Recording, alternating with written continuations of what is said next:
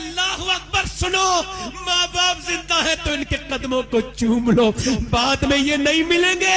ارے پیر تو زمانے میں 1000 ہوتے ہیں مگر ماں باپ 2 ہوتے ہیں، اس کے علاوہ کوئی نہیں ہوتا۔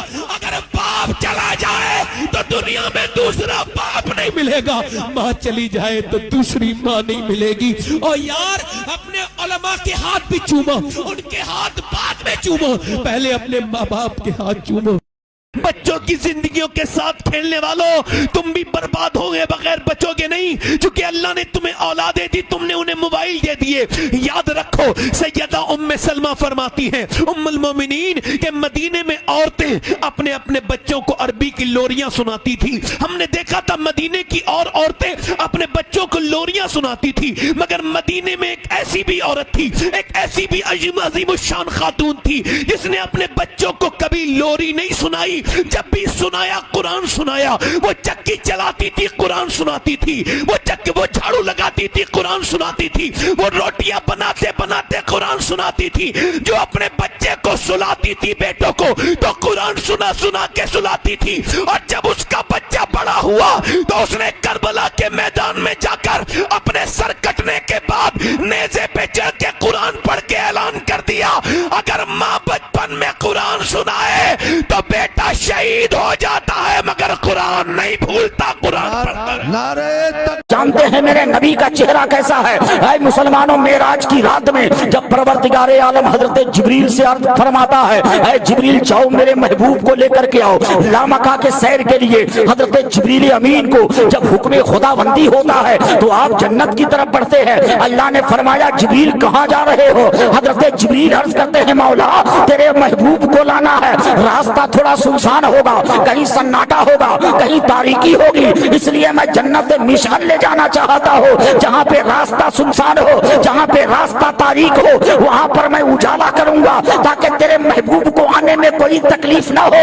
تو اللہ فرماتا ہے اے جبریل میرے محبوب کو لانے کے لیے جنت سے مشعل کی ضرورت نہیں ہے، بلکہ جاؤ میرے محبوب کو لے آؤ، جہاں پہ تمہیں راستہ تاریک معلوم ہو تو میرے محبوب کے چہرے پہ میری تجلی کے 70,000 پردے پڑے ہیں، ایک پردہ ہٹا دینا زمین سے لے کر آسمان۔ یہ 2 نظریات ہیں، یہ 2 سوچیں ہیں، ایک سوچ کا نام امام حسین ہے، ایک سوچ کا نام یزید پلید ہے۔ وقت نہیں ہے الفاظ کو سمیٹتے ہوئے مدعا پیش کرنے جا رہا ہوں۔ وہ ایک سوچ کا نام حسینیت ہے، ایک سوچ کا نام یزیدیت ہے۔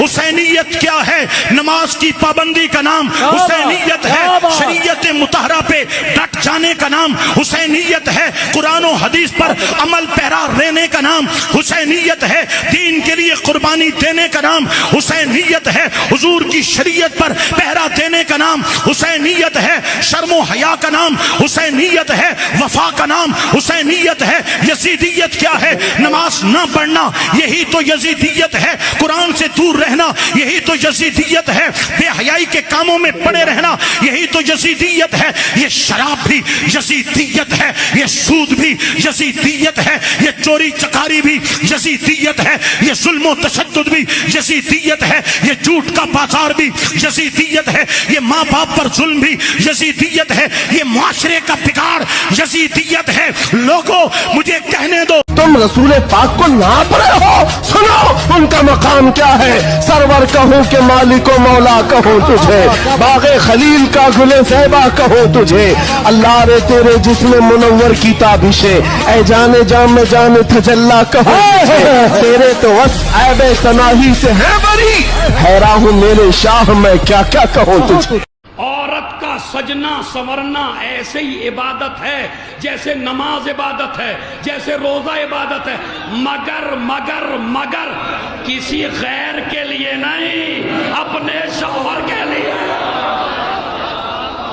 یاد رکھنا موت ہر انسان کو آئے گی، جو دنیا میں اللہ نے جس کو پیدا کیا ہے اسے مرنا ضرور ہے، اور جو وقت مقرر ہے اسی وقت پر موت آئے گی۔ کوئی نہیں بچ سکتا، کوئی شہنشاہ ہو، کوئی طاقتور ہو، بادشاہ ہو، امیر ہو، غریب ہو، فقیر ہو، قلندر ہو، کوئی بھی ہو، عالم ہو، واعظ ہو، جو دنیا میں آیا ہے اسے دنیا سے جانا ضرور ہے، موت ضرور آئے گی۔ بلبل سدرہ میرے آقا کی بارگاہ میں آئے، عرض کرنے لگے، قال جبریل علیہ السلام یا محمد صلی اللہ علیہ وسلم، عش ما شئت فإنک میت وأحبب من شئت فإنک مفارقہ واعمل ما شئت فإنک مجزی بہ۔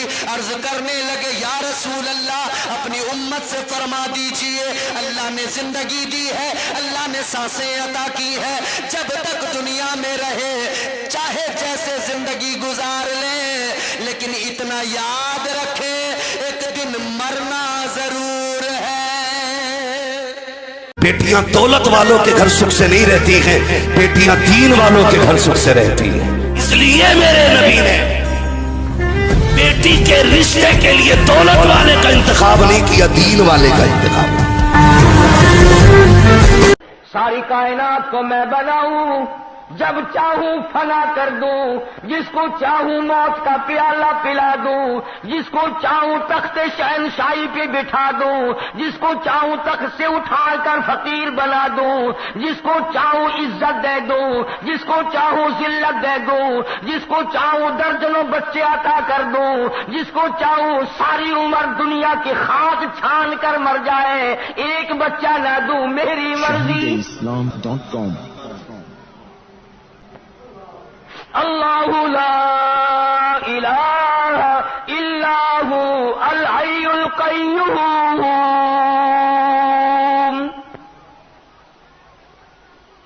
اللہ پاک نے خود بتلا دیا، فرمایا کسی کی مشکل کشائی کرنے کے لیے، کسی کی حاجت روائی کرنے کے لیے، دور سے کسی کی بات سننے اور جاننے کے لیے، یہ تمام کے تمام چیزیں اس کے لیے لازم ہیں جس کو موت نہ آئے۔ جہنم میں لے کر کے جانے والی پہلی چیز، سب سے خطرناک چیز، جو اللہ تعالیٰ کے یہاں معاف ہونے والا گناہ نہیں ہے، جو اللہ تعالیٰ کے نزدیک ناقابل معافی گناہ ہے، وہ کون سا گناہ ہے؟ وہ شرک ہے۔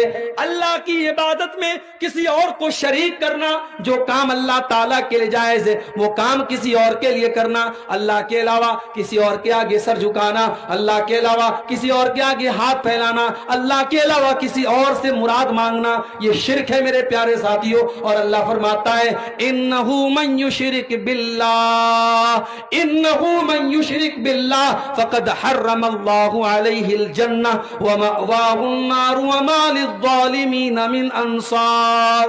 جو شرک کر کے آئے گا، جو دنیا میں شرک کر کے میرے پاس آئے گا، ہم اس کو جنت میں جگہ نہیں دیں گے۔ جنت ایسے آدمی کے لیے حرام ہے، ہم نے اس کا ٹھکانہ جہنم بنا کے رکھا ہے جس نے دنیا میں شرک کیا ہوگا۔